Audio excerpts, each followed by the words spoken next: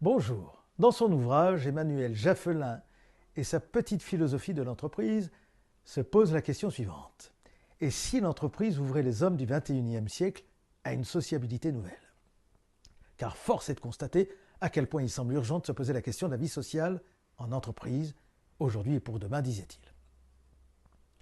Il n'est de jour sans que je puisse constater moi-même l'âpreté de la vie sociale en entreprise, à faire tout simplement travailler les uns et les autres. Je le vis moi-même au sein de notre cabinet. Quoi qu'il faille être prudent dans cette observation, je me garderai de toute confusion entre la petite PME et la multinationale. Dans la première, souvent, dirigée par son fondateur, le maître mot pourrait être avant tout efficacité. Dans la seconde, en étant un brin provocateur, le maître mot serait plutôt pas de bruit. Alors, pourquoi parler de la vie sociale en entreprise? Eh bien parce que je constate toujours les mêmes mots au cours de ces années. Première chose, l'envie pour la plupart des salariés de s'investir dans son travail, c'est une évidence, mais avec ses propres critères d'investissement, différents en fonction des générations et des responsabilités. Au final, on peut observer chez le salarié une forme d'incompréhension de ce qui vient du haut, et à l'inverse, pour ceux du haut, parfois un peu de dépit face à ce qui remonte. C'était la première chose. La deuxième chose que je constate, c'est le désarroi manifeste du management intermédiaire, contraint de faire le tampon entre la base et le haut. Troisième chose, lequel haut s'ingénue parfois à faire passer des directives, à insuffler par mimétisme, par dogmatisme, souvent déconnectées de la réalité.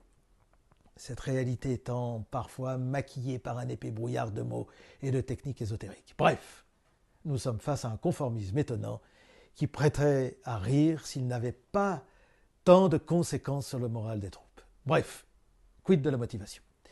Car cette complexité sociale en entreprise nous ramène imparablement à la motivation. Moi-même, ancien salarié de petites, moyennes et grandes entreprises, elle a toujours été source, consciemment ou non, de mes choix, de mes résultats, de mes changements, de mes envies. La motivation, c'est le nœud gordien de toute entreprise. Cette expression, je vous le remémore, désigne sous forme de métaphore un problème inextricable, souvent résolu par une action brutale. Motiver ses collaborateurs, je le constate, semble de plus en plus inextricable. Et on tranche très souvent, trop peut-être, le nœud gordien par le côté radical, rupture de collaboration, qui peut être autant le fait du salarié que de l'employeur, soit dit en passant. Alors pourquoi la motivation est-elle au centre de l'aventure humaine? Parce que développer son business, répéter toujours les mêmes choses au quotidien, se lever tous les matins pour travailler, tout cela a un point commun, c'est la motivation.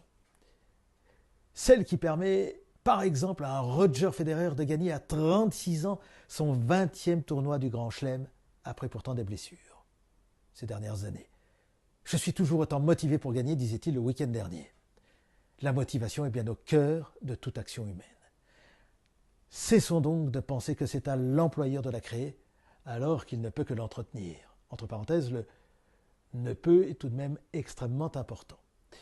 Pour le dire autrement, aux salariés de trouver les ressorts personnels pour se motiver. À l'entreprise revient le soin de l'entretenir par un fonctionnement interne tourné vers plus de réalisme. Je croise tant de femmes et d'hommes qui ont pris leur retraite au travail que nous nous devons de mettre la motivation au cœur de toutes nos stratégies. Il en va de l'intérêt de toutes les parties prenantes. Méditons la formule populaire. Un homme averti, motivé, en vaut deux. Vous retrouverez cette vidéo sur le blog de MC2F et au plaisir de vous retrouver le jeudi 1er mars.